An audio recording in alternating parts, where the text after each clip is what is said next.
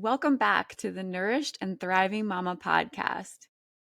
Now, it's the time of year when life kind of feels like a whirlwind between the holidays, different parties, school events, endless to-do lists before things happen, and our routines can get really just thrown out the window.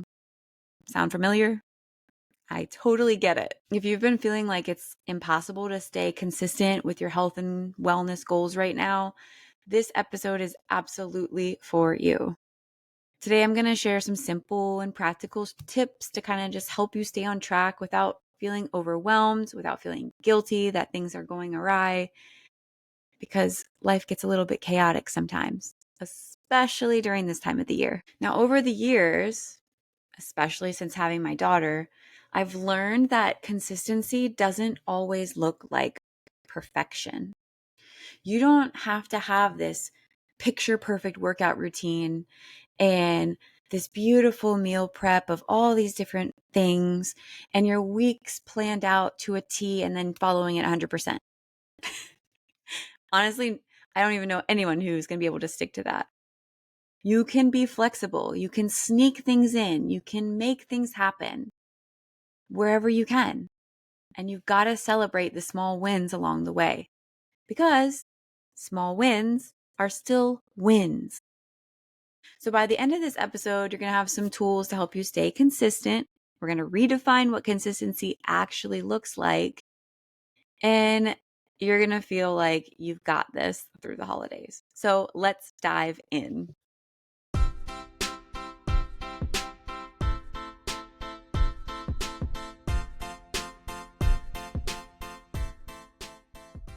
Okay, so I want to start off first with redefining what consistency actually means. A lot of us feel like consistency is sticking to some kind of strict plan 100% of the time. But that's not realistic long term for anybody, especially moms. Consistency is not about being perfect. It's all about showing up in small ways most of the time. And there's this really cool graphic that I've seen before that really kind of shows consistency, and I love it. It has I'll give you an example of what it might look like because I can't remember exactly how they showed it, but it was like a whole bunch of different glasses that were filled up with different levels of water. Each one had some water in it. Some were fuller than others, but some were like there was barely any water in there. But if you looked at it consistently, there had some water in there. That is what consistency looks like. There is some consistency in the habits occurring throughout the week, but it doesn't have to be every day the glass is completely full. Maybe one day the glass is half full. Maybe one day the glass is 100% full. Maybe one day it's a quarter full. That is all still pushing you in the right direction. So we have to think about consistency in that way, that it's not consistently doing the 100% of the routine that you're trying to create. No, it's just consistently having some of those actions happening majority of the time. So when routines kind of go out the window, you have to just focus on what you can control in the moment, what you can control right now. Maybe you can't go do a full 30-minute workout that you had wanted to do, but maybe you can sneak in 10 to 15 minutes of yoga when your baby takes a nap. Or if you have a dog and you take your dog out for a walk, maybe you can pad on an extra 10 minutes to the walk. The dog's going to love that, and that's going to benefit you as well. And it's completely okay that you didn't get the 30-minute workout that you had planned to do. You are still getting in something.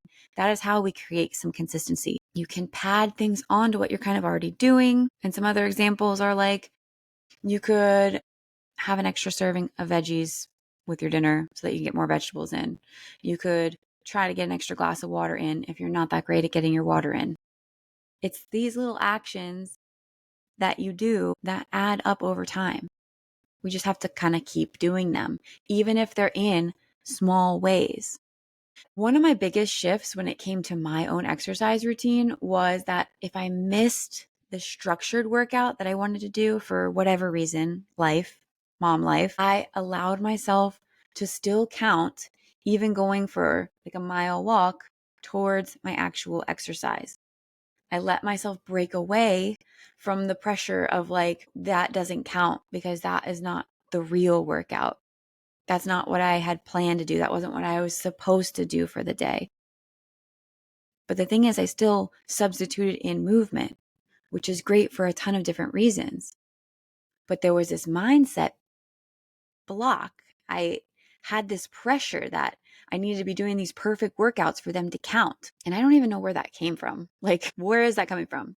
But breaking away from that thinking was so freeing because I was like, okay, I didn't get a workout in before work, but that's okay because I can either try to do that the next day, change my rest day around, let that be the rest day, or let a walk that I do during my lunch break count as my workout for the day. That is still movement. That is still progress. That is still working me towards the goals that I'm working for. I had this client once that really wanted to start exercising and was constantly just thinking about joining a gym like for a long time. She kept bringing it up. I want to join a gym. I want to start working out. I want to join a gym. I want to start working out. And she felt stuck because she wasn't sure when she should do this or if she had the time to even go to the gym to do this. And I know that she wanted to start with something, but she was making this like bigger than it needed to be. She was making it in her mind that she had to go to the gym in order to get exercise. That was a block for her. In reality, you don't have to go to the gym to get in exercise. You can do it in so many different ways. But she had this limiting belief that the gym was the only way that she could create the habit of exercise.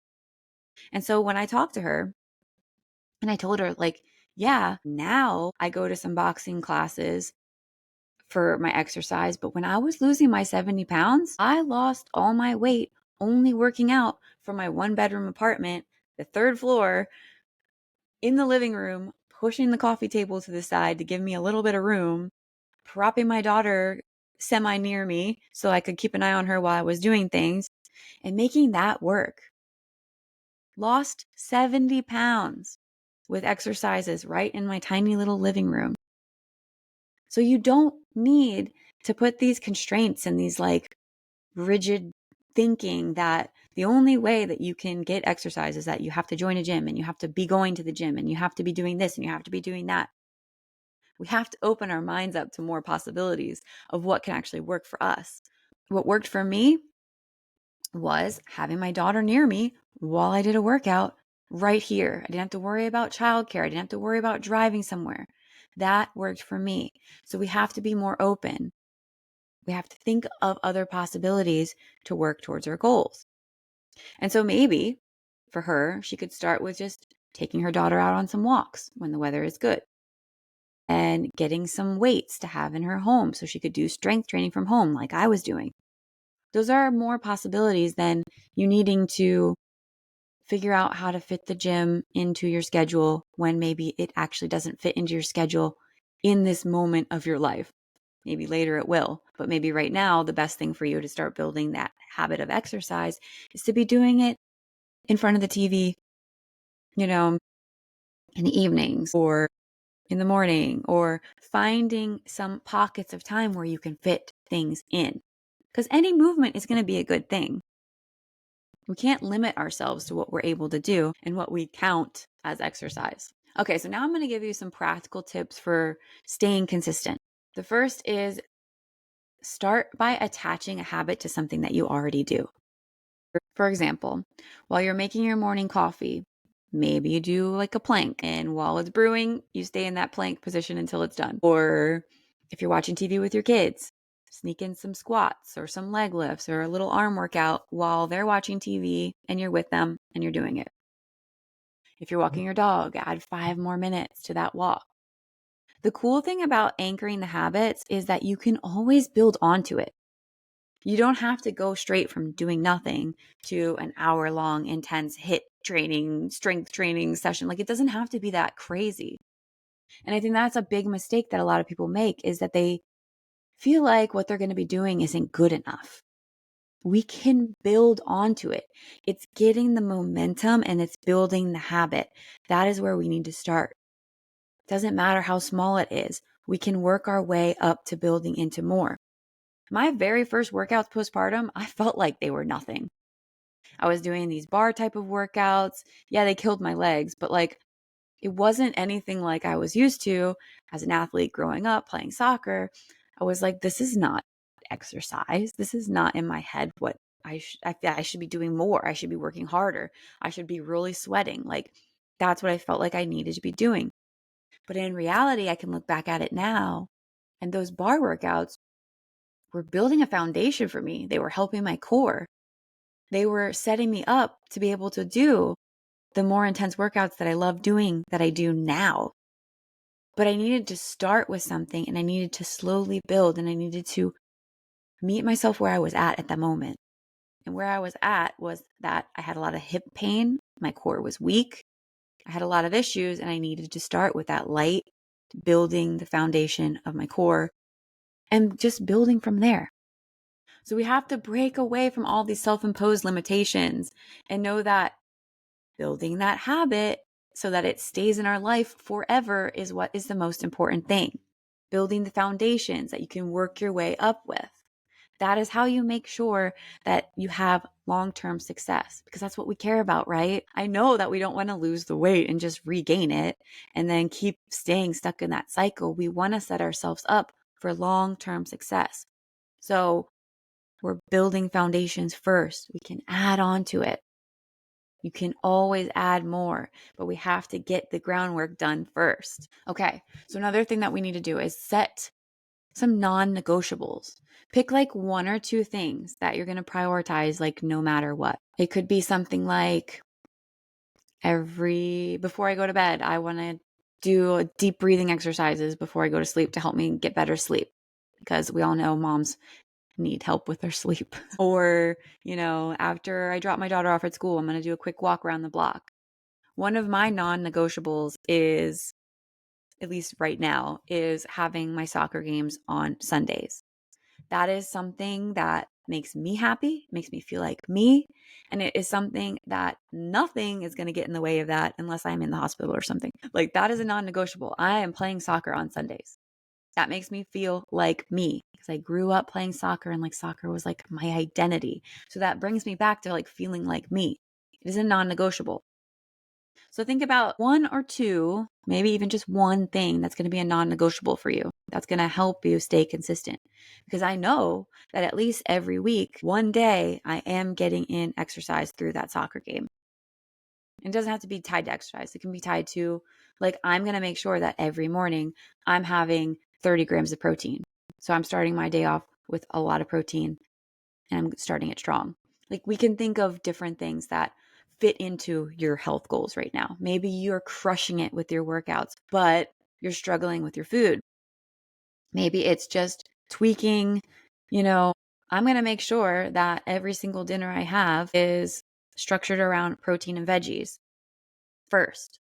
There's lots of things that you can think of, but I'd pick one or two things so it's not overwhelming and you can always build onto it, like I just talked about. And then you want to create a flexible plan. Flexibility is key. If you plan to work out, but the day gets away from you, you have like a backup plan. And, maybe it's a 10-minute body weight circuit that you can do from your living room, or a family dinner or a family walk after dinner, like eat dinner, go for a walk afterwards. I do that all the time in the summer. Right now, obviously I'm not, because it's dark and scary. I feel like it's illegal to be outside during the winter when it's late. I don't know. I don't like it. I like the sun. But it's absolutely okay to shift and change things around. And I had to learn this as a mom, because things are always messing up our routine. And just like last week, I normally do my boxing workouts on my lunch breaks, Tuesday, Thursday. But obviously we had Thanksgiving this past Thursday, and my daughter was home because there's no school. It's a holiday. And so I didn't get that Thursday boxing workout in. They had classes I could have gone to, but I had my daughter at home. Douglas was busy with like one of his 3,000 jobs that he takes care of. And, I was like, okay, I'm going to miss this workout. That's okay. And I was like, maybe Friday. Well, Friday, too much stuff was going on and wasn't going to work out either. But guess what? I didn't let that like ruin my routine. I was being flexible. I ended up going on Saturday and finding a way to shift things around to make Saturday work. So I didn't miss Thursday. If you really think about it, I made up for it Saturday. We just have to be flexible. We shift things around. Everything is not ruined because you didn't do what you wanted to do. You just have to keep going. And another thing that really helps with your consistency is building in some accountability. It is so helpful. It is one of the main reasons why I've incorporated a group aspect to my coaching program, Nourish and Thrive, because yes, you'll be accountable to me, which is a tremendous amount of help. But there's something magical about being surrounded by others who are working towards similar goals. It's hard to explain, but people inspire you, they uplift you, they motivate you. You see what someone else is doing, you want to do it too. It's a good environment to be in, having some kind of accountability. It's the same reason why I'm in a business mastermind with other mom business owners, people who are like me. And it's amazing because I feel inspired by what they're doing. I'm seeing, some of them are years ahead of where I am, and seeing what they've been doing, what they're working on. It's incredible. And it's pushing me to want to strive for more. We want to surround ourselves with people who are like-minded and goal-oriented and people who are going to help us become the best versions of ourselves. What's cool about one of my soccer teams, this is my women's indoor soccer team. A lot of us are moms. So I have this little group of soccer moms, and we're all kind of accountable to each other because we even bring our kids to the games. They hang out in the little subs bench area with us. We put out little tall chairs for them to sit in. They have their snacks, their tablets, us, whoever's out hangs out with them. Like, we've created this little way of being a mom, still getting an exercise, doing something that we all love because all of us played soccer. And like, if one of us is like, oh, I can't come to the game because no one can watch our kids, we're like, no, come to the game. I'm bringing my daughter. She can hang out with mine. Like, it's cool. Like, we're like, no, you ain't got an excuse. You got to come. We've got our kids here too. It helps normalize like being a mom, staying active, prioritizing exercise for ourselves and fun things for ourselves while still being a mom. So I really highly recommend getting yourself around other people who have similar goals, are going through similar things as you, and our moms too, because I totally understand, But I want to warn you, and I hate the fact that this happens, but there are a lot of the mom groups out there that are not a positive environment. So if you join something and you start to feel like it's draining on you, get out of that. Because sometimes misery loves company, and we don't need to be in a misery moms group. We need to be in a uplifting moms group. So just be aware. I found that out the hard way when I was looking for mom groups when I first had Tatiana born. I kept wondering why everyone complained so much. I was like, this is making me feel like trash. I can't be in these groups. So I've had to get out of a lot of them. But there are a lot out there that are very positive and uplifting. So don't let that discourage you from being around other moms. Okay, now the last thing I kind of want to cover is some common challenges that I hear all the time. The first one, I don't have time. That's a big one, especially for moms. And as I talked about earlier, you don't have to have like this hour dedicated to working out. We can find pockets of time. It could be 5 or 10 minutes here and there. Or you could do, half the workout that you wanted to do. Like, if you did 5 push-ups every time you walked into the kitchen, probably by the end of the day, you would have done like 30 push-ups without even realizing it. And actually, it might keep you out of the kitchen because you don't want to do the push-ups. So yay for helping with the calorie deficit. But seriously, a lot of times this time obstacle becomes something that prevents you from doing things because you feel like you have to carve out time for this grand, perfect workout. But in reality, it doesn't need to be perfect. Motherhood is often messy. And messy workouts are still workouts. They still count. And like I said, half a workout still counts. Movement is movement, and it's good for you. And I take my clients through time audits so we can find those pockets of time. I do that in my programs that was an eye opener, and that helps you prioritize where you should put some things, where you might be wasting some time that would be better utilized somewhere else. There are pockets of time that you can create. It's just some limiting beliefs there that might be like, well, it's not going to be good enough, that we have to break through that. Okay. And the next challenge is feeling unmotivated. Now, listen, motivation is not always going to be there, and it is very unreliable. We cannot count on motivation to drive us. It changes like our moods change. Okay. It's not reliable, but what is reliable is the habits that we build. We can always fall back into the habits that we've created. It's why I push so much in building sustainable habits, because our habits that we do on a consistent basis is who we are. What we do on a consistent basis reflects where we are right now. Am I feeling motivated to keep up with my mindful morning walks with cinnamon? No. I hate the cold. It is freezing. And I have been doing this since August, and I feel better physically and mentally when I do them. And I'm just going to do them anyways because I know how it makes me feel. Yes, it's like 25-minute walk in the freezing cold. But I'm just going to have to buy some more layers of clothes to wear because this is a non-negotiable. I feel better when I do it physically and mentally. It is a habit that I've been doing on a consistent basis. Screw the cold. And I've set it up in my schedule so that I just drop Tatiana off at school. Cinnamon comes along in the car. And then when we get back home, we just get out of the car and we go straight on the walk. I've set that habit up so I just flow right into it. I'm going to feel guilty if I'm like, okay, Cinnamon, we're just going to go straight upstairs. Because I got her sitting there and she's like, where's my walk? And I'm like, okay, let's go. So because I've created that habit, it's easy to flow straight into it. And I know that the cold is a temporary season, and we'll get back to the spring and the summer and then fall and then winter again. But I know that, yes, it's going to be cold and it's going to be uncomfortable for a little bit, but how it makes me feel the rest of the day, how it sets me up for the rest of the day, that's more important than feeling uncomfortable for 20 to 25 minutes. So we have to rely on our habits that we build instead of motivation. And remembering why you're even doing this.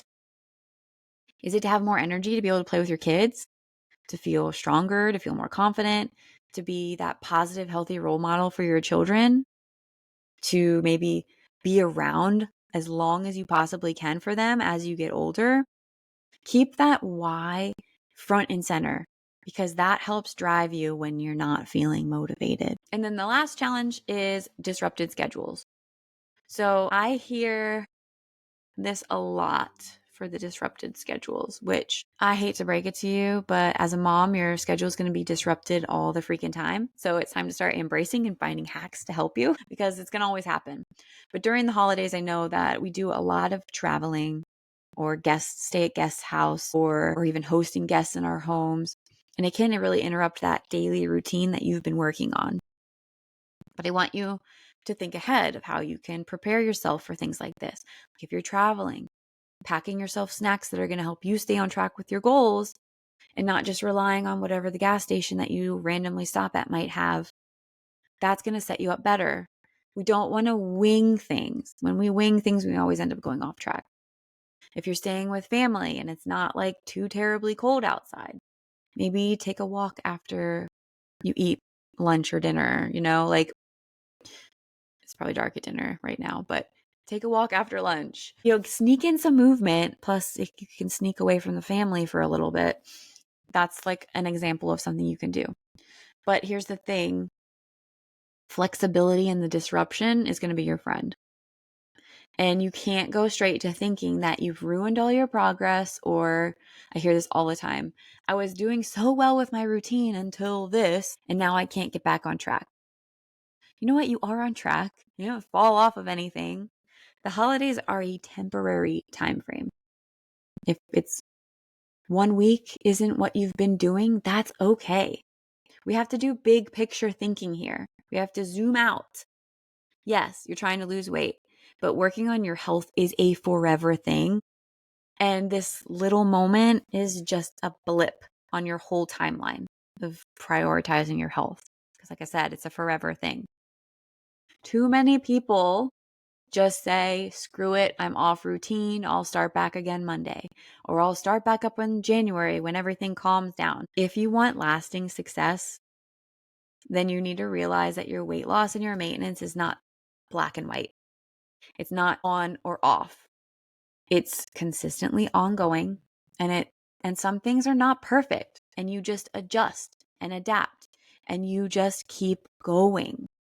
You're not starting over. We can't have that type of thinking if you want to keep your weight off long term. You're just continuing. It's a blip, a little thing. It's not your everyday. Okay, so let's recap. To stay consistent when life feels chaotic, remember to focus on your tiny little habits that you do on a day-to-day basis. Choose one or two things that are going to be non-negotiables, and be okay with being flexible with your plans and shifting things around and squeezing in things in here and there, and messy workouts and messy movement, and meals aren't perfect. That's okay. We have to focus on our progress and not on the perfection. Listen, I know you're doing amazing, even if it doesn't always feel like it. You have to remember it's the small, consistent actions that lead to the big results over time. They add up. You just do what you can, squeeze in what you can. Now, I want to hear from you. What is one small habit that you're going to commit to through the rest of this holiday season? DM me on Instagram at Candice Kelly Wellness, or share it in the comments. I think some of these have comments, and I'd love to hear from you. And if you're looking for more support, my January cohort for my Nourish and Thrive coaching program is going to be opening up very soon for enrollment. Inside there, I coach moms through my 6-pillar signature process so that we can make sustainable changes in your life, fit it into your life as a mom, and we take a holistic approach. It's a fantastic program, and I would love to have you in there. I'm also holding a free masterclass next week. If you're hearing this past next week, sorry. There'll probably be a recording that you can grab. I will have a link to this below in the show notes, but I'd love to have you on that masterclass as well. I'm going to be talking about some great stuff on there, actionable steps too. As always, thank you for listening. Share this podcast with a mom friend who needs to hear this. Leave me a review. And until next time, stay nourished and keep on thriving. I will see you in the next episode.